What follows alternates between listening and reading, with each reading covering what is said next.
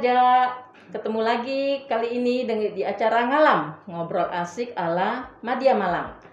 Kali ini saya perkenalkan, saya Tika. Hari ini saya ditemani oleh dua rekan saya, sesama penyuluh KPP Madya Malang, Kak Zahrul. Selamat sore Kak Tika. Dan apa kabar kawan pajak semua? Kak Hana. Halo. Kali ini kita membahas tentang, sudah banyak ya kalau di medsos itu tentang PPS ya. Nah, kali ini kita lebih ke cara pelaporan PPS, bukan begitu Kak Zahrul, Kak Hana? Ya. Jadi lebih teknis ya. Lebih teknis, iya. Mungkin kawan pajak sudah familiar dengan DJP online karena kan pelaporan dari PPS ini di DJP online. Nah, kalau DJP online itu biasanya hubungannya dengan Evin. Evin kadang ada yang lupa Evin atau Evinnya hilang. Kadang itu ada Kak Hana, Kak Zahrul yang datang ke KPP terus nanya, saya Evin saya hilang, ini saya harus minta surat keterangan ke polisi apa tidak? Nah, itu gimana caranya supaya wajib pajak itu bisa mendapatkan Evinnya kembali yang hilang atau lupa? Ya, jadi sudah dijelaskan sama Kak Tika sebelumnya, untuk bisa mengakses DJP online itu wajib pajak harus mengetahui passwordnya. Tapi kalau password DJP online kawan pajak lupa, maka harus mengetahui Evin, bukan gitu ya? Nah, kalau kawan pajak lupa Evin, kawan pajak bisa menghubungi ke KPP terdekat untuk menelpon, untuk bisa langsung ke TPT ya, minta cetak ulang Evin, atau bisa juga secara telepon ya Kak Ana ya, bisa ya, atau bisa juga melalui sosial media ke admin Instagram KPP Madya Malang atau ke Twitter. Bener ya? Ke 1500-200. Ke 1500-200 benar, iya. Ke 1500-200 ya kayak. Jadi bisa menelpon ke sana. Bisa, silahkan kawan pajak untuk menanyakan Evinnya yang mungkin lupa. Berarti mudah ya untuk mendapatkan Evin yang lupa itu ya? Tidak mudah harus ke kantor sekali. Polisi ya? Minta surat keterangan kehilangan?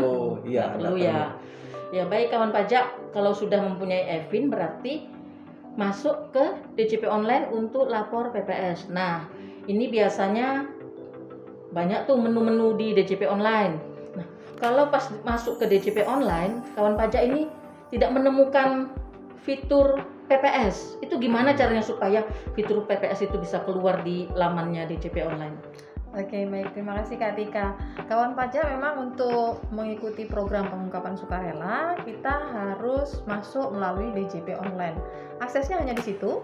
Silakan masuk melalui DJP online dengan menggunakan password yang sudah dimiliki. Nah, kalau passwordnya lupa, itu bisa di-reset menggunakan Evin yang tadi disampaikan oleh Kak Zahrul dan sempat disinggung juga oleh Kak Tika ya. Silahkan masukkan dulu di situ. Setelah masuk login, masukkan NPWP, password, kemudian ada kode di situ.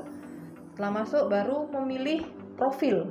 Nah, untuk memunculkan program pengungkapan sukarela ada di menu profil, kemudian layanan, aktivasi fitur, kemudian di situ ada layanan program pengungkapan sukarela.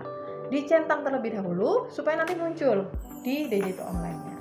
Setelah muncul di DJP online baru kita bisa menginputkan di situ, gitu Kak Tika. Oh, jadi seperti itu ya untuk mengeluarkannya. Kadang kan ada yang itu wajib pajak itu nanya, loh saya ini mau laporan PPS tapi kok saya nggak ada di depan di layanan saya itu, ini kemana, apa saya tidak wajib? Jadi mereka berpikir kalau tidak ada di laman mereka itu tidak wajib ikut, tidak bisa ikut PPS. Iya, jadi bisa ya Kak Zahrul ya. Jadi, tapi biasanya ketika wajib pajak memilih untuk mengaktifkan fitur PPS secara otomatis DJP online akan terlogout ya. Iya, betul. Akan terlogout dahulu, kemudian silakan login kembali.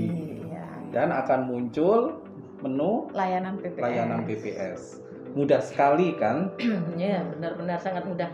Terus kalau sudah seperti itu bisa langsung klik PPS untuk laporan SPPH atau harus ada klik yang lain lagi? Gimana caranya untuk supaya bisa langsung ikut membuat SPPH? Ya, nanti ada menu program layanan pengungkapan sukarela. Kemudian di situ silahkan pilih buat laporan.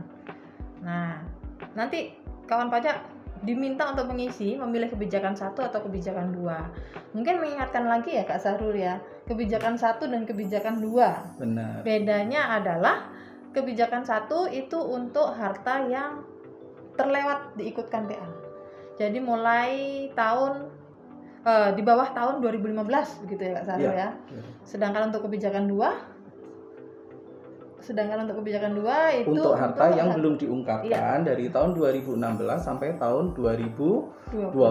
Nah, itu untuk membedakan karena sebelum menginputkan harta yang banyak tadi, untuk mengikuti PPS harus memilih dulu kebijakannya, Kak. Benar. Jadi di awal menu e-form e-form kan yang diambil dari DJP online tadi harus memilih kebijakan 1 atau kebijakan 2. Jadi di sini wajib pajak sudah harus tahu nih, saya masuk kebijakan 1 atau kebijakan 2. Nah, hal ini juga sudah dijelaskan dalam acara podcast IG Live sebelumnya tentang apa sih yang bisa masuk kebijakan 1 dan apa yang bisa masuk kebijakan 2. Iya, betul. Kemudian setelah memilih kebijakan 1 atau 2, kita memilih metode untuk tokennya.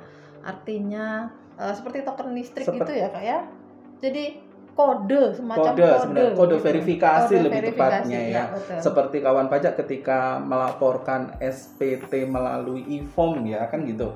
Selalu diminta minta kode verifikasi, itu bisa dikirim melalui SMS atau bisa juga dikirim melalui email. Silakan kawan pajak pilih, bisa dengan kode verifikasinya bisa dikirim melalui SMS atau melalui email. Ya. Setelah memilih itu baru ajukan permintaan. Setelah mengajukan permintaan, kita mengunduh viewernya karena untuk membuka file itu harus menggunakan Adobe Reader DC gitu, dan Adobe Reader DC-nya sudah disediakan di DJP Online. Kawan pajak tidak perlu khawatir untuk mencari di tempat lain lagi begitu ya Kak Sahrul ya. Pastinya juga kawan pajak sudah familiar dengan Adobe Reader DC ya, karena Adobe Reader DC juga digunakan waktu kemarin nih, waktu musim SPT tahunan. Betul. Iya. Ya, begitu Kak Tika. Jadi sebenarnya mudah ya, apalagi untuk wajib pajak atau kawan pajak yang sudah terbiasa memakai DJP online. Benar karena sekali. Sepertinya mirip-mirip ya cara penggunaannya ya, harus unduh form dulu, terus pakai kode verifikasi atau token tadi itu? Kode verifikasi. Pakai kode verifikasi, jadi ya sudah tidak asing ya untuk kawan pajak yang sudah terbiasa dengan DJP online. Terus setelah itu gimana? Cara pengisiannya apakah setelah download apa bisa langsung diisi dengan cara offline atau internetnya harus nyala terus nih? Gimana nih kalau kuota saya tinggal sedikit ini gimana? Coba. Ya, jadi untuk pengisian itu bisa offline.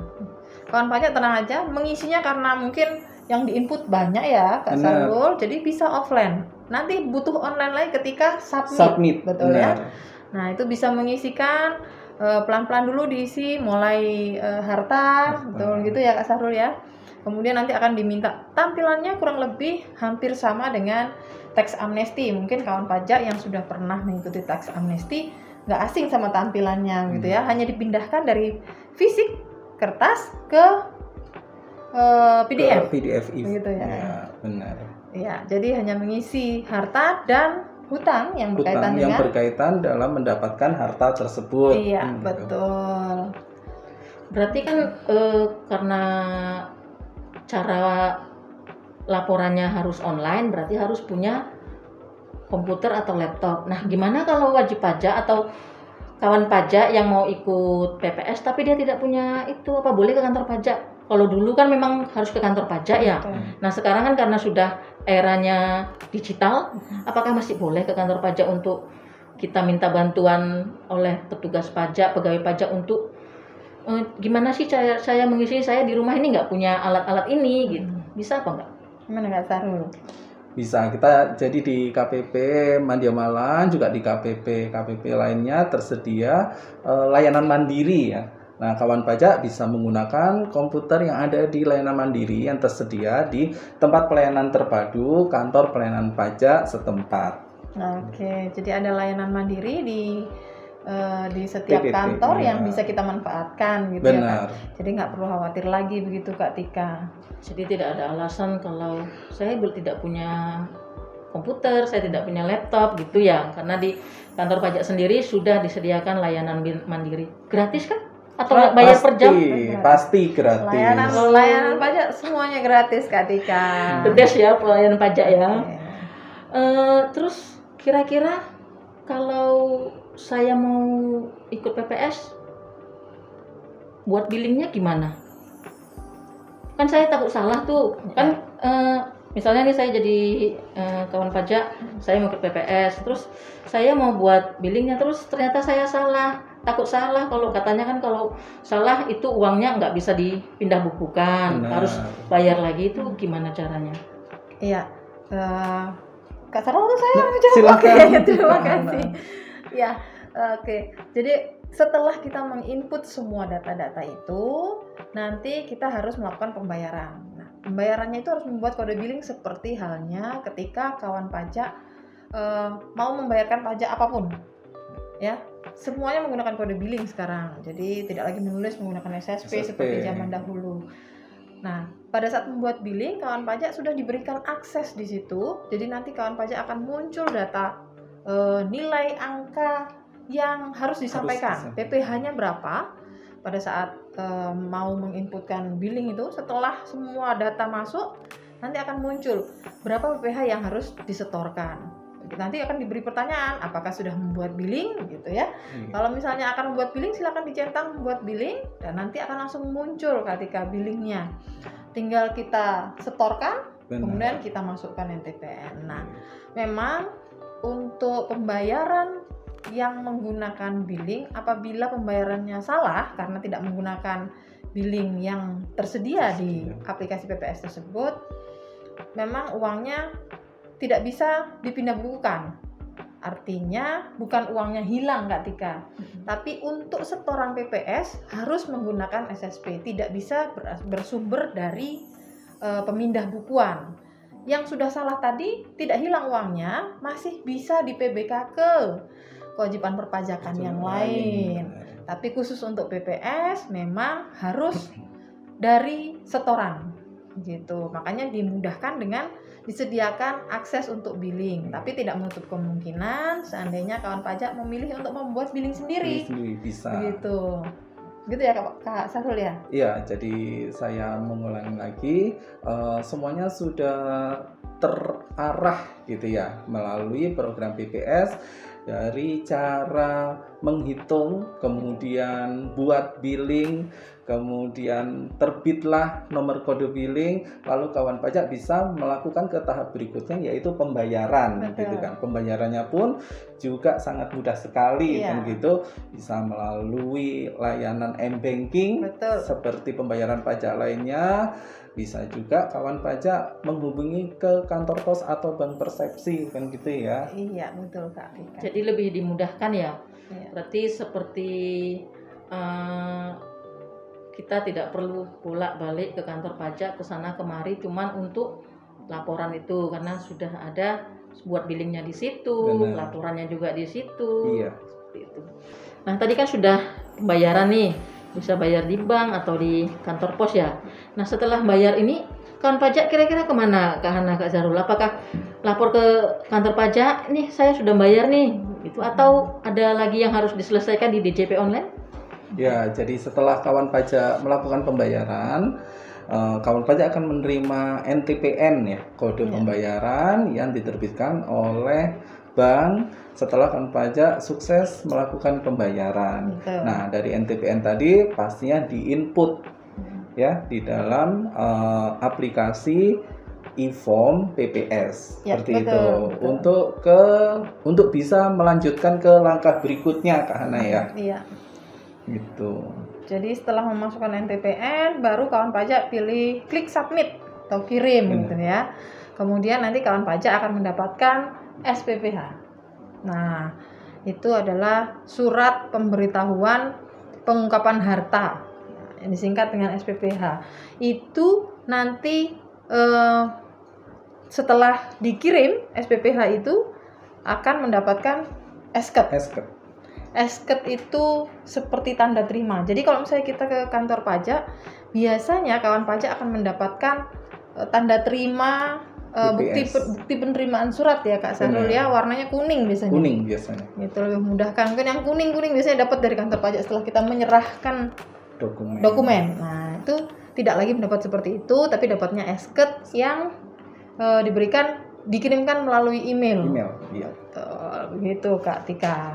Jadi kalau kita sudah dapat esket itu berarti kita sudah ikut dalam acara Program PPS itu tersebut. PPS, benar sekali. Oh, berarti sudah sah ya. Nah, gimana kalau ternyata kawan pajak ini berubah pikiran? Misalnya sudah dapat esket, sudah di email, nah ternyata dia berubah pikiran, saya nggak jadi ikut PPS. Itu gimana? Apakah boleh seperti itu?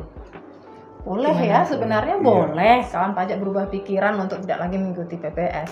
Tapi mohon dipertimbangkan kembali karena mencabut esket ini akan berakibat kawan pajak tidak bisa mengikuti PPS kembali. Begitu. Beda dengan tax amnesty, dulu ketika tax amnesty dicabut masih bisa mengajukan kembali. Nah, di PPS ini nggak bisa lagi. Nggak bisa. Iya, jadi betul-betul dipertimbangkan sebelum mengambil keputusan dicabut karena manfaatnya sudah jauh lebih banyak seperti yang kita sampaikan sebelumnya ya di media sosial atau yang seperti yang kawan pajak baca mungkin bahwa manfaat PPS ini sangat besar. Jadi kalau sampai dicabut ya nggak bisa ikut lagi. Nggak dapat manfaat lagi begitu ya Kak ya. Lagi dari PPS. Iya, begitu. Jadi kalau sudah sekali dicabut tidak bisa kembali untuk ikut PPS kembali. Betul, nggak bisa. Berarti sayang sekali kawan pajak karena tidak ada kesempatan kedua istilahnya ya. Iya, betul. Nggak ada kesempatan kedua. Tidak ada kesempatan kedua untuk yang sudah mencabut esketnya. Jadi kalau mau mencabut harus pikir lagi. Iya. Pikir lagi dan pikir lagi. Iya. Seperti itu ya Kak Zahrul Kak Hana. Betul. Kira-kira ada lagi yang mau ditambahkan Kak Zahrul Kak Hana? Apalagi sekarang tinggal menghitung hari nih, program pengungkapan sukarela menuju ke akhir Juni 2022, batas waktu pelaksanaan program pengungkapan sukarela. Jadi kapan lagi kawan pajak mau ikut bergotong royong membangun negara ini dengan mengikuti program PPS, bukan begitu? Iya, betul. Karena waktunya sudah mepet, sebaiknya segera mengikuti program pengungkapan sukarela ini. Jangan khawatir kalau misalnya sudah melaporkan kemudian masih ada yang tertinggal. Udah dapet esket, ternyata besoknya bangun tidur baru sadar ada yang tertinggal belum diikutkan. Masih bisa ikut lagi ya Kak Sahrul? Berarti nggak cuma satu kali aja ya ikut PPS. Jadi boleh istilahnya pembetulan seperti itu ya? Iya, boleh sampai dengan batas akhirnya akhir bulan ini ya Kak Sahrul ya, akhir bulan ini. Juni ya, masih ada kesempatan untuk pembetulan. Jadi nggak perlu khawatir yang sudah mengikuti PPS tapi ternyata mau kumpulin dulu nih, kok dikumpulin nanti keburu telat gitu ya Kak Sahrul ya. Betul ya Kak Sahrul ya. Ada batasnya nggak itu sampai misalnya cuma boleh pembetulan 3 kali seperti itu? Oh nggak ada. Sampai dengan batas akhir program pengungkapan sukarela yaitu 30 Juni 2022. Jadi nggak usah nunggu ngumpulin dulu, segera ikut dulu. Begitu ya Kak Sahrul ya. Jadi kalau ketemu yang belum dilaporin langsung ikut.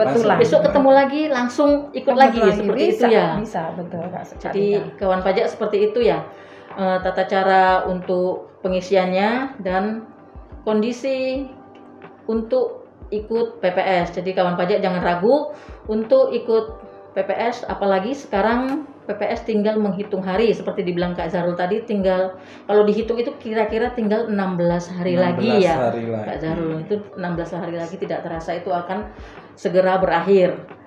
Nah, baik kawan pajak, itu tentang bincang-bincang kita tentang cara pengisian PPS di DJP Online. Nah, kawan pajak jangan lupa follow sosial media kami agar kawan pajak mendapatkan informasi terbaru dari kami, baik di IG Live di @pajakmdy Malang atau di YouTube KPP Madya Malang, Facebook kita di KPP Madya Malang. Jika ada pertanyaan, silahkan kawan pajak ke Helpdesk KPP Madya Malang atau menghubungi layanan WA Helpdesk kita di nomor 0811 337 1651. Saya Tika, undur diri bersama dengan teman saya, Kak Zahrul dan Kak Hana. Terima kasih atas perhatiannya. Mohon maaf. Wassalamualaikum warahmatullahi wabarakatuh. Waalaikumsalam.